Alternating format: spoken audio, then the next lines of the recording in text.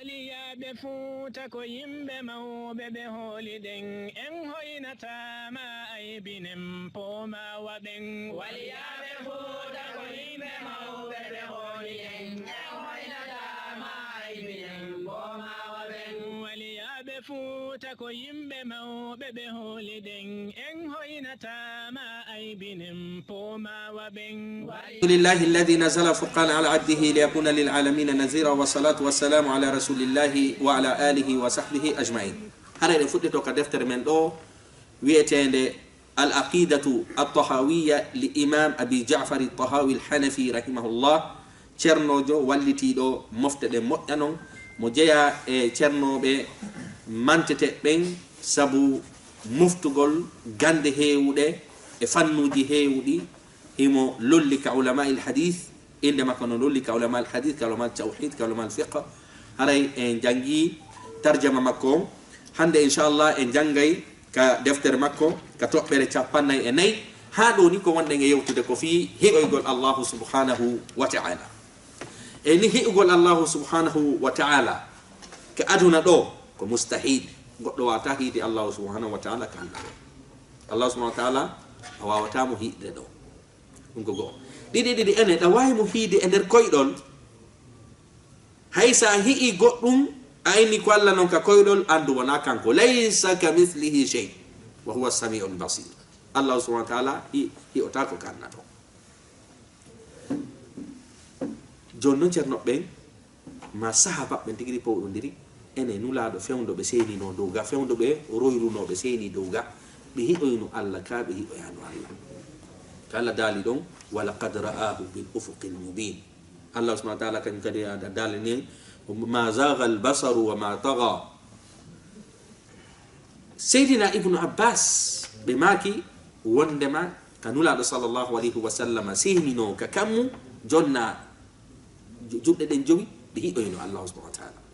Nene Aisha maaki ɓe hi'ali few ɓe hi'ali Allah subhanahu wa ta'ala few. Jaka mi andi hi'ugol Allah ka adna ɗo ceernoɓe ngini wawa wonde kono nulaɗo fewno ɓe seynino ka kammuga ɓe hi'oyno Allah ka ɓe hiɓoyano. Nene Aisha maki ɓe hi'oyano Allah. Seydina Ibnu Abbas inni ɓe hi'oyno Allah. Jonnon hande kadi masala on fi nulaɗo on powɗodira si ɓe hi'oyno ka so ɓe hi'oyani kono ko ɓuuri sellude nulaɗo sallllahu alayhi wa sallam hi'oyano Allah subhanahu wa ta'ala. Sabu fiyon ɗum sabu hadisa mo Seydina Ibnu Abbas filli on wondema nulaɗo hi'oyno Allah subhanahu wa ta'ala on no mari riwaya goo on no mari none goo ka hadis on inni ka Seydina Ibnu Abbas inni wondema nulaɗo maki haray ɓe hi'oyno kana ka ɓernde ɓe yiɗi na fi ko hitere e hitere jaka men ni higol Allah subhanahu wa ta'ala ga na ko an jonno si wonoyi goyi ummutal nyande dargal ado yo nato yede aljanna nato yebe ɓen e natoyeɓe hiite ɓe yo nato hiite ɓe himɓe ɓe hiwoye Allah ɗon hiɗe mari konnguli tati ka madhabu ahli sunna wal jamaa. Woɓɓe inni julɗowo keferowo nafiqiwo hi'oye Allah ɗo yo natoyede hiite e aljanna. Woɓɓe goo inni ko julɓe ɓen tun e nafiqi ɓen hi'oyta Allah. Woɓɓe goo inni ko julɓe ɓen tun hi'ata Allah o yawma ñande ummutal ko ɗum ennete arasat yawm al-qiyamah. Kono amma non si gaynama ñaawede naatoyeɓe ɓe naati hiite e aljanna hande kadi kefero e naafigi wata hi'oyde Allah subhanahu wa ta'ala hande kadi ko ɗum Allah daali kalla innahum an rabbihim yawma idhin la mahjubun. Nden ñande ko ɓe wirneteɓe hi'oygol Allah subhanahu wa ta'ala. Julɓe ɓe tun hi'oyte hande kadi Allah subhanahu wa ta'ala yawma al-qiyamah. Haray noon ni wondema ka arasat yawm al-qiyama ɗon hiɗa mari konnguli tati kono ko ɓuri sellude kon ka ummutal ko julɓe ɓen tun hiɓoyta si natoyama kañum kadi ko julɓe ɓen tun hiɓoyta. Haray ko fi tokkidirgol wondema haray darsuji men ɗi wonde e sifade en inni noon hiɓgol Allah subhanahu wa ta'ala no jeeya e nemaji ɓurɗi welde ɗin kal janna. Haray no jeeya kadi e toɓɓere ko ahlus sunna wal jamaa sertiri e toɓɓe heedi e feddeji hedditiɗɗi. Pide misal sa landike ɗo si aje so goɗɗo hi'oye Allah yawmal qiyamata o innete goɗɗo hi'oyta Allah. Feddeji boy no woodi yedduɗi wondema goɗɗo hi'oye innen wondema Allah yawmal qiyamati natoyeɓe aljanna ɓen kono enen ahlu sunna wal jamaa hiɗen tabintini allah daali wujuhun yawma idin nadiratun ila rabbiha nadiratun geete goo ndaaro e allah subahana wa taala haray ko fi ndaarugol allah subahana wa taala ngo kono noon ko yen faamu sen inni julɓe ɓen ɓe hiɓoyay allah subahana wa taala yawma alqiyama naya miijo de ene ɓen ko honno julɓe ɓe hiiroyta allah ene ko dow ko ley ko ñaama ko nana ɗuma ko yinaten ko piiji wirniɗi noon piiji wonɗi lahara ɗin koya gomɗin ɗi no ɗi woniri noon a ɗaɓɓiraka liñugol ɗaɓɓita ko honno feƴƴiroyta haray ko ɗon jannguɗo ɗen ceernojo noon inni kala mo tabintinali ɗum ɗo haray jebbilano o sariya ɗo haray ko ɗum wiyete haray o feŋaki ka l'islam fuɗɗitoɗen noon ka toɓɓere ka jooma deftere ini ɗon waman rama kala on ɗaɓɓuɗo ilma gandal ma hudira anhu ilmuhu ko tawata gandal makko ngal no haɗa e muɗum hiɗen mari gandeji goo sariya on innaya ɗaɓɓitu piide misal allah tabintinani hoore mum juuɗe a yamiraka liñugol ɗaɓɓitugol honno ɗen juuɗe ɗe wayri allah inne no mari yeeso e a ɗaɓɓitaka liñugol ya ɗaɓɓitugo yeeso ko honno go wayi ko ya tabintin ko o tabintinani hoore makko kon riwa e nandindingol e tagangel ko ɗum ceernojon inni faman rama kala on ɗaɓɓituɗo kala on ɗaɓɓuɗo ilma gandal ma hudira anhu ilmuhu tawata gandal makko ngal no haɗa e ɗaɓɓitugol ɗin impiiji ɗon walam yaqnaa hara o yondinoraki bitaslimi fahmuhu faamu makko mum jebbilanagol koni ceernojon ɗo faala en rentinde nde toɓɓere ɗo ko yowodirde e darsu men feƴƴu ɗon kala ɗaɓɓituɗo liñugol gande ɗe allah subahana wa taala ɗen tawata hara yamiralima saabu ko ɗum allah subahana wa taala yamirma ya hoolo koko woni kon ka deftere e ka sunnanulaɗo sallallahu alayhi wa sallam kala ko tawata na ka deftere e ka sunnanulaɗo ko yowodire dina a waɗɗinaka ya hoolo ɗum tigiri ko ɗum waje ceernojo ini kala ɗaɓɓituɗo e liñugol gande wirniɗe ɗen o tawale hiɗa haɗa ɗaɓɓitoygol ɗum ɗon a yondinoraki faamu ma ngun jebbilanagol ko deftere allah nden e sunnanulaɗo o yewti kon hajabahu maramu fandore makko nden wirnaymo an khalisi tawhid e tawhid laaɓuɗo ceernojon ɗo wajoto e woni e toɓɓere feƴƴunde saabu nde ɗo firtan en toɓɓere feƴƴunde kono ceernojon faala en yetade ka bindol ɗo kala neɗɗo faalaɗo liñugol ko allah suuɗi kon azabul kabri e honno sirate ɗumannoyto ronk saliɗa ko defte ɗe wi ka imɗa nga gollitira haqqille ma ha anda ko honno ɗiɗi piiji ɗi waɗiroyta ronkuɗa jebbilanagol sariya allah on deftere allah nden e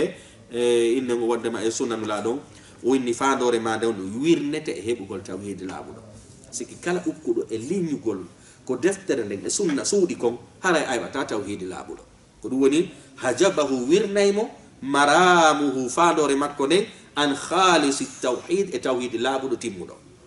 wa safi lmarifa e gandal laaɓugal goɗɗo si o jebbilanaki deftere nden e sunnanulaɗo on on tigi hatti ka deftere nden e sunna on hatti ɗon hara o ɗaɓɓitali liñugol piiji ɗi allah tabintinani hoore makko ɗin haɓɓitagol be hewtito be faama tigiri ko no wayi so on tigi ukkike e ɗin ɗon o heɓata gandal laaɓugal ko ɗum woni wa safi lmarifa almarifa ɗo yani al ilm asafi yana ko laaɓi wa sahihul iman o heɓata kadi on ɗum imanu laaɓuɗo kala ukkuɗo e liñugol allah sinni hino mari juuɗe ko ya tabintin allah no mari juuɗe kanko andi konno ɗe wayri kono noon ɗe awa juuɗe men ne so inni wajhullahi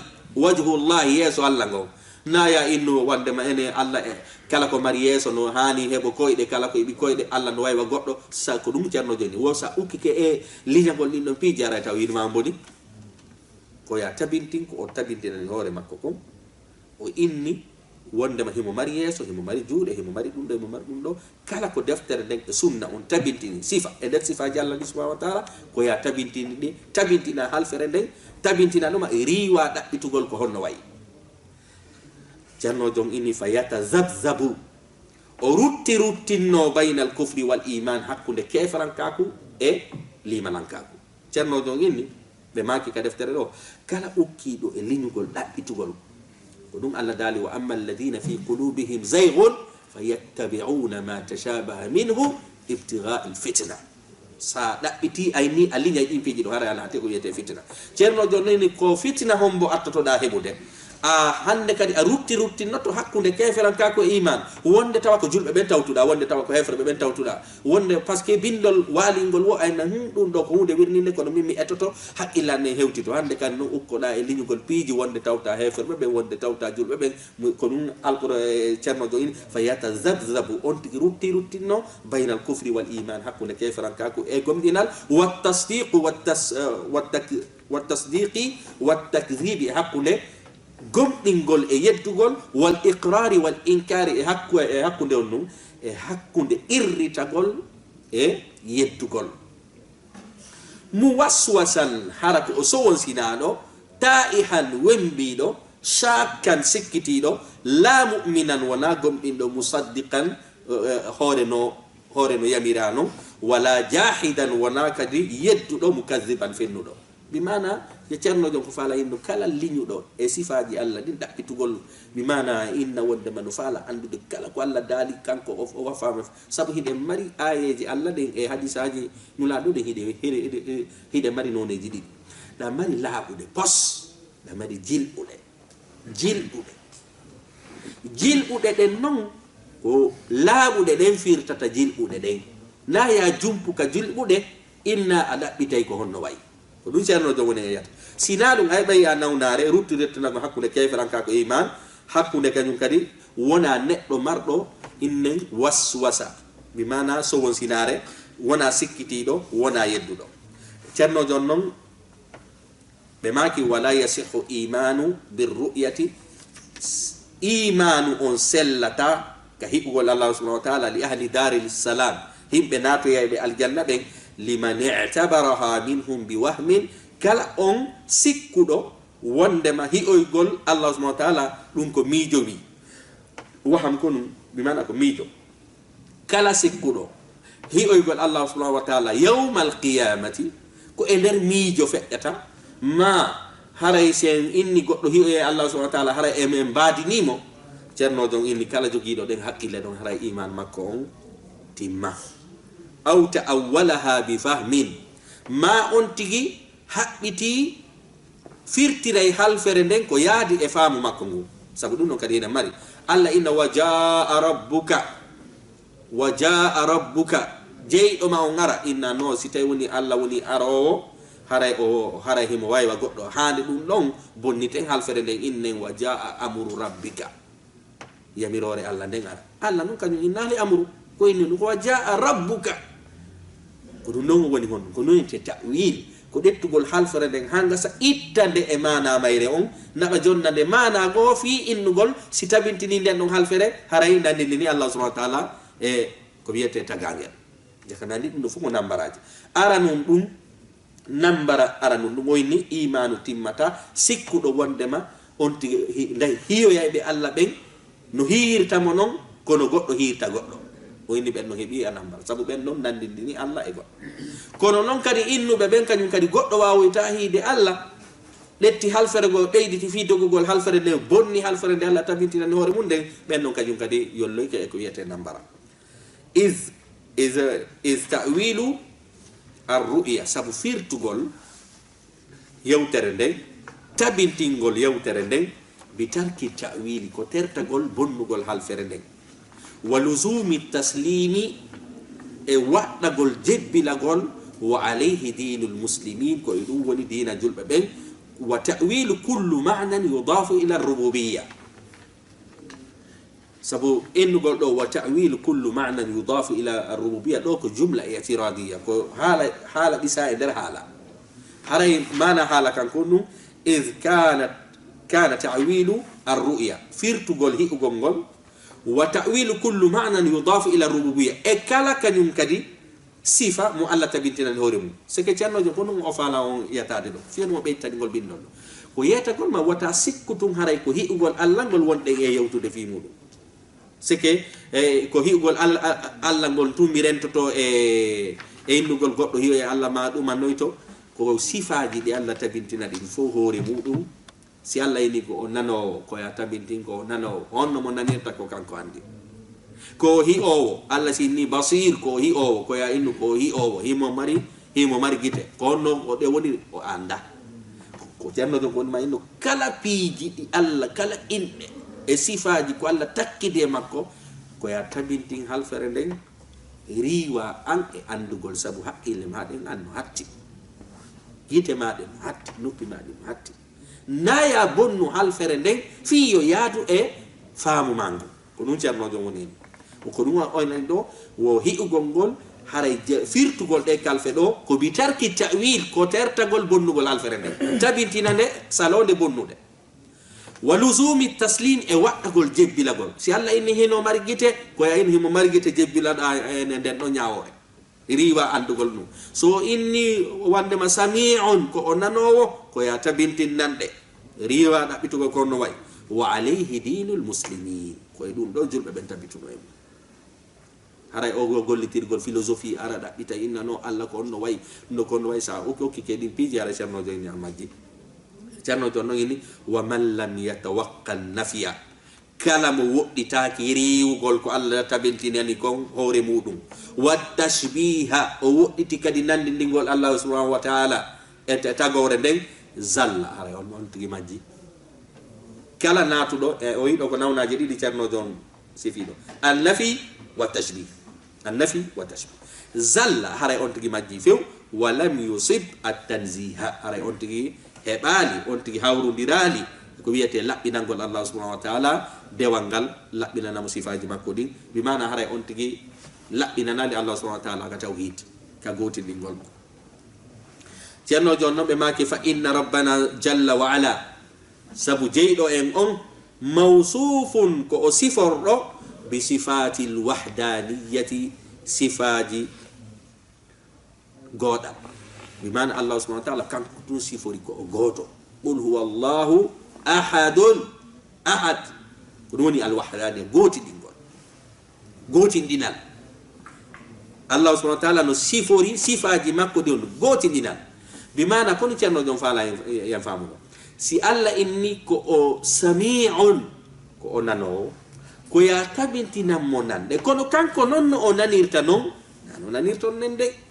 nano nanirta noon kanko no nanirta noon ko kanko tu nanirta noon no hirta noon ko kanko tu hirta noon inne wondema nomo ardata noon ko kanko tun ardata noon bimana ko ya tabinti halfere nde riwa ɗaɓɓitugol ko nde way ko ɗaɗi ya ceernojon inni wondema fa inna rabbana jalla wa ala mawsufun bi sifati lwahdaniya kanko tun jogui ko wiyete sifaji inne wondema on noon gotindinal kanko nande makko ɗen ko kanko tun e jogui sifaji ko tabintenani hoore makko ngon yeeso makko ngon piiji ɗin fof ko ɗum allah subhanahu wa taala ini laysa kamithlihi shay wa huwa as-sami'ul basir man'utun ko siforɗo kadi bi nu'uti al-fardaniya bi nu'ut al-fardaniya sifaji on ɗum inne wondema goɗal sike ko kanko sifaji makko ɗin fof on ko goto sike naya in wondema Allah ko o nanowo kono no o nanirta no woodi goɗɗo kadi nanirowo no o nanirta no o kanko no nanirta no kanko tun an nanirta no yirta no kanko tun yirta no ɗuman o nanda wano no nanirten ni nanda wano no hirten enen nanda wano no yarten enen nanda wa juuɗe men ɗen kanko imo mari inde nden kono ɗaɓɓitugol kono wayi haray nanda hay nokku sabu haray laysa kamithlihi shay wa huwa as-sami'ul basir laysa fi ma'nahu ahadun min al-bariyya ala e sifa Allah subhanahu wa ta'ala hay e goto e nder tagorde ta'ala o towi anil hudud e keeri wal ghayat e faandoreji wal arkani e coɓɓi wal a'dha'i e tere wal adawati e ko wiyete alaji la tahtawihi moftatamo al jihatu sit bangeji ɗin jeego ka sa'iril mubtadi'ati wano denɗangal piiji fuɗɗuɗɗi haray noon golbindo ngom sakkiti e jantade ɗo e ceernojo on ɗo raɗɗin ɗin yewtere nden ko ɗaɗi ceerno ɓe no ŋiñi ngol bindol ɗo sabu hina fi bindol ngol no jogi ella kono o mumu yewtere nden tawi sengo go no selli sengo go sella ceerno ɓeni ko ɓurno moƴƴude ɗo ko yo koɓe maako num ɓe sifo ha laaɓa poy sabu ngol bindol ɗo piide misal o inni ɗo haray Allah subhanahu wa ta'ala haray himo towi e ko wiyete keeri bimana a yata ha inna Allah ko ɗo hatti Allah ɗo ala Allah no ɗa Allah subhanahu wa ta'ala to wiɗi noppi kono nde halfere ko inneten noon kono honnum kono noon mo tabintinani hoore makko on sifatul ulu haray ko wiyete on ɗum ko muhim Allah subhanahu wa ta'ala hino towi ɓuri peeji ɗi fof mo towi ɓuri peeji ɗi jaka mi andi sen inni Allah subhanahu wa ta'ala ala keeri sengo go ko non woniri hara si ko fandi ɗen ko keeri tagaɗi ɗin kono noon inna wondema Allah noon no tabintinani hoore makko sifati al ulu bimana kanko woni hoore peeji ɗi fof ko ceerno ɓe inni ɗo haray innugol ɗo Allah subhanahu wa ta'ala o towi fi keeri sengo go haala kan no jaɓa kono sengo go haala kan ha jaɓaka haray noon ceernojon ɗo ko ɗum faandi ko riwugol piiji taga ɗin wona riwugol ɗi Allah tabintinani ɗin hoore mum kono ɗo sa jangi bindol ngol o walori ɗo ni a sikka ceernojo riwi ko Allah tabintinani hoore mum ko taga ko ha ko ɗum waɗi yewtereji go no wodi ha mumiɗi woɓɓe ara e famira famugo wal ghayat e fandoreji Allah subhanahu wa ta'ala no woddite e fandoreji kon fanda Allah no woddite e fandoreji bimana Allah subhanahu wa ta'ala tagirali e fi himo haja e men wana no goddo hebirtani biddo goddo heba biddo anga sayna passesi mi nawyoyi on ti wawa lan tambitade sila mari donkun o wawa la rondanade kun haray sila nawni mo wayla walitade Allah subhanahu wa ta'ala kanko onum haray o tagirali e fi mo haton jine meden Allah subhanahu wa ta'ala ko ghaniyun 'anil alamin gani ani alam jaka mi andi on fandoreji Allah subhanahu wa ta'ala dum kadi no riwa e makko kono non ko fameten do on ghayat siko fanda wonde ma Allah subhanahu wa ta'ala haray ko towdo e fandoreji don haray hala kan no selli wonde ma Allah subhanahu wa ta'ala iden hani riwde dum Allah subhanahu wa ta'ala kono non si en inni wonde ma ko fanda al ghaya ko fanda hiya al hikma haray ko hikma Allah subhanahu wa ta'ala tagugol men hema mari hikma fi ko wiete tagugol men sike tagugol tagore nden hikma no mum mo jogi hikma fiya ɗum mo tagani en ɗon hande kadi siko ɗum fanda haray en riwata gaya jakamandi gaya on fandore nden fandoreji ɗin no mari manaji ɗiɗi no mari mana selluɗo no mari mana mo sella selluɗon kombo Allah subhanahu wa ta'ala ko tagiri en ko sabu hikma mo sella on gonnu ko innugol Allah subhanahu wa ta'ala ko tagiri en ko sabu him hatoñine men on no sella yakam andi ɗeɗo kalfe ko ɓurno moƴƴude ceernojon ko ɗum koyo mo détail ɗe sabu halfere nden sengo go no selli sengo go sella ceernojon noon liɓi halfere nden acci ɗon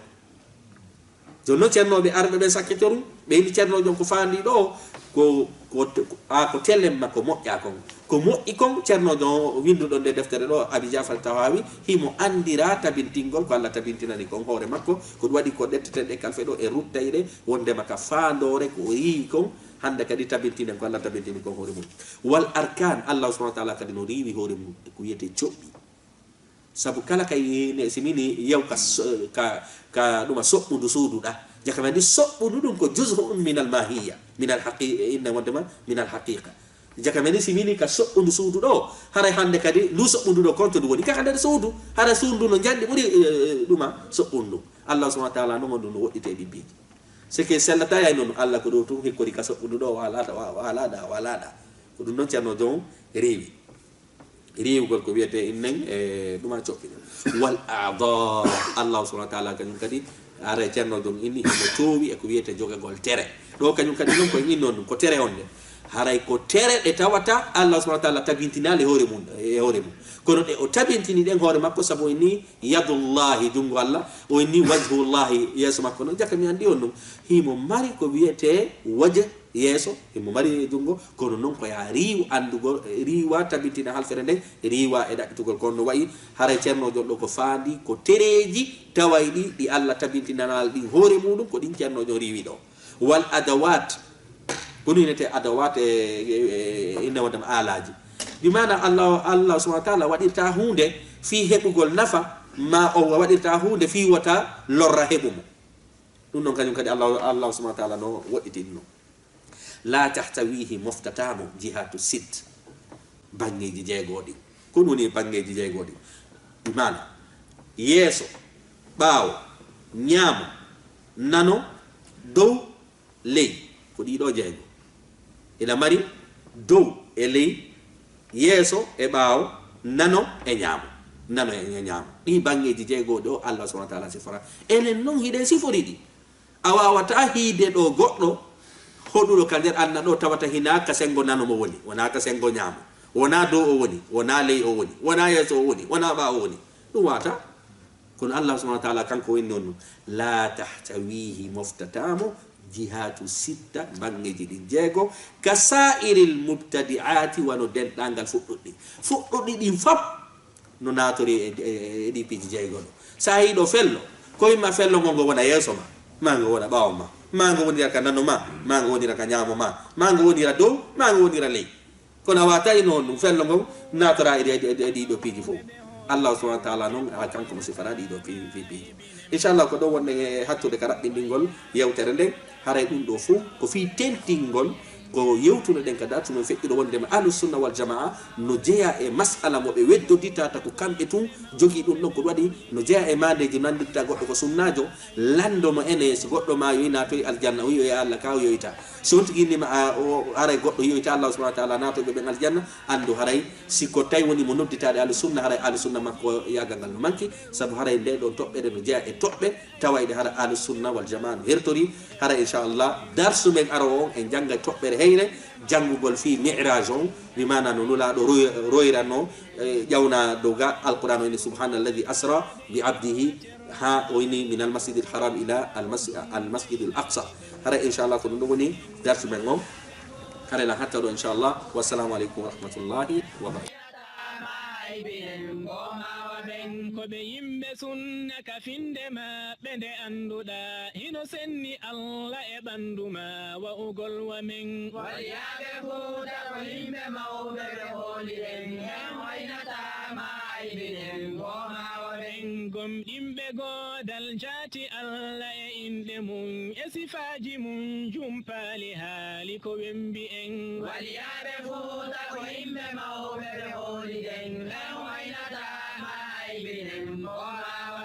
ɓen ɓollinali ɓe mbadinali ɓe nandinali ɓe ɓandinali ɓe ellinali ilahu men waliyaɓe fuuta ko yimɓe mawɓe ɓe hooliɗen ɓen waynatama aybinen bomawa ɓen yiɗunoɓe teddini alu bayti muhammadin kono non a ñaali sahaba en kohoɓe men waliyaɓe fuuta ko yimɓe mawɓe